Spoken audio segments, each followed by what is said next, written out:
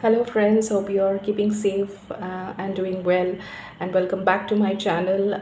Sorry for posting a video so late. I had to travel and I had to travel between countries, quarantine myself, get vaccinated. So there was a lot of stuff which was going on. So I could not get the time to actually post a video, but today I'm back, and today we are going to talk about something which is again a very important aspect of the PhD admission process, and not only PhD, also in most of the graduate and undergraduate studies, it's an essential requirement, which is the statement of purpose. Now, the statement of purpose is a very important document because if you write a good SOP, it can actually make your chances of getting through the selection process and land you up into the interview process. So I think SOP is where you have the maximum freedom to express yourself, write meticulously, and improve your chances of getting selected. So the first thing that a good SOP writing warrants is that you should start early on. You have to remember that writing is a process and it cannot be done overnight. So if you think that tomorrow morning I wake up and I'll write a very good SOP and submit it, it's not going to happen. So it's a skill which gets improved over time. So you have to start on early. So I would recommend that you at least start 4 to 5 months before the application deadline. So what you can do is you create an Excel sheet of the and write down the different application deadlines for different universities and different colleges that you would want to apply, both in India and abroad, and start early on. Now, the benefits of starting early on is that number one, you get the time to research about the college, research about the university, about the research center, about any professor that you would want to work with, so on and so forth. So it gives you the time to research and think about the different aspects that you would want to highlight in your SOP. The second thing is that once you write your first draft, it's always not good enough. So you will get the time to actually review it over and over again. You can show it to your professors, you can show it to your colleagues, you can show it to a friend who has gone through the application process, and the one that you finally submit will definitely be an improved version of what you have initially thought about. So start early on. The second thing that you need to remember, and which is a must know, is that your SOP should not be repetitive and it should not have contents which are already there in your CV. So your curriculum vitae or your resume already will have information about your educational qualification, about your extracurricular activities, about your experience in different organizations, about your hobbies and interests. So please do not elaborate on those things again in your SOP because it's already a given. Most of the admissions office would require also a CV. So what you can do is you can create a Word document and list all your credentials, your qualifications, your experiences, your hobbies, and so on and so forth. And you can actually bifurcate what goes into your CV and what goes into your SOP. Now, typically a CV should be a maximum of a 1 page. If you have no experience, I do not think why it should go beyond 1 page. So you can just make a crisp CV. But if you have experience, maximum a 2 page, but not more than that. So please try to restrict your CV to a 2 page maximum if you have experience, and if you do not have experience, a 1 page CV is good enough.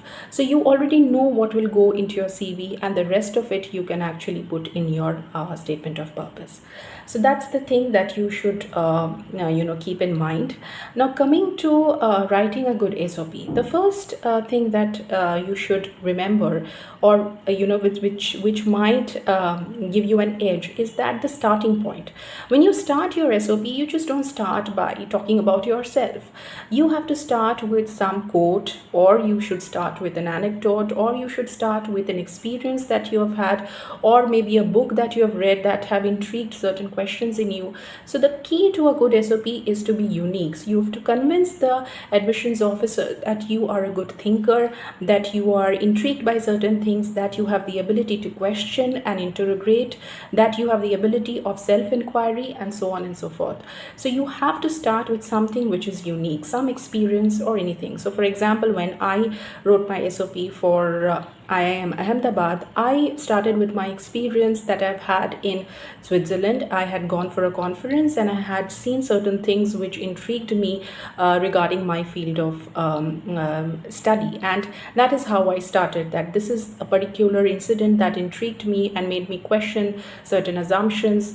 And that is how I started reading more. And that landed me eventually to this particular program. So you have to start with something and then start going backward and connecting it with the program. So how your experience led to thinking about certain questions, and for those questions you thought that this program could be a best fit because these program has certain curriculum or pedagogy or research centers or professors who can help you analyze these questions in greater depth. So then you get into the program, that why this program. So the purpose of doing this graduate program or PhD program is that you're connecting what you have experienced with what you can actually gain insight from, that is the program, and build a future which is what you would do after you graduate from the program. So these are the connecting threads that you have to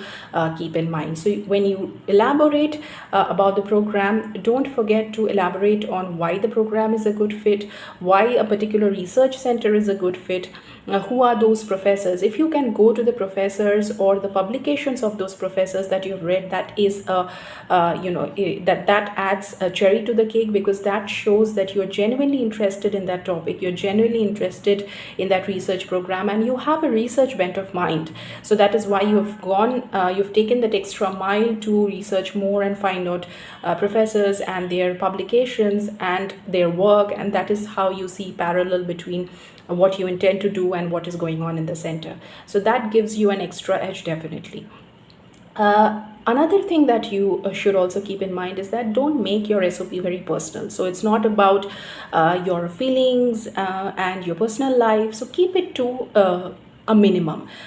You keep it to to the point that helps you connect your experience or any kind of motivation that you've had to the program. So you should not get too carried away talking about your personal experiences and your personal history, because that is not what an SOP should be about. So once you're done with the program, once you're done with the center, if you're applying to any university abroad, you can also think about the locational advantages, you can think about the geographical advantages, and you can also write about that thing in your CV, in your SOP. Finally, what I think you should also think about is while you're ending your SOP, you should also probably talk about the future. So once you graduate from the program, what are your motivations? So you see yourself as an academician, you see yourself working at an institution or a think tank. What are the skills that you would want to take away from the institution, which will help you place in the job market, and this is how you see your future. So all of these are also very important strategic ways of making your SOP sound very promising to the admissions officer. So you have to think that way, that once your SOP is read, it is already there in the mind of that person who is the admissions officer, the professor who is reading your SOP, that even after he has read your SOP, there is still a bell which rings, and he or she is reminded of you. So you have to write something which is really intriguing, which is really interesting, which is not something mundane that they have read and it's been repeated so many times. So try to put in effort early on, and all of these points which I've said, please keep that in mind, and write the SOP, show to your peers, show to your friends, and and give it your best shot. So I'll end the video here, and please drop your comments and your suggestions for any other videos that you want me to create. And please don't forget to subscribe and press the bell icon, and all the best. Thank you.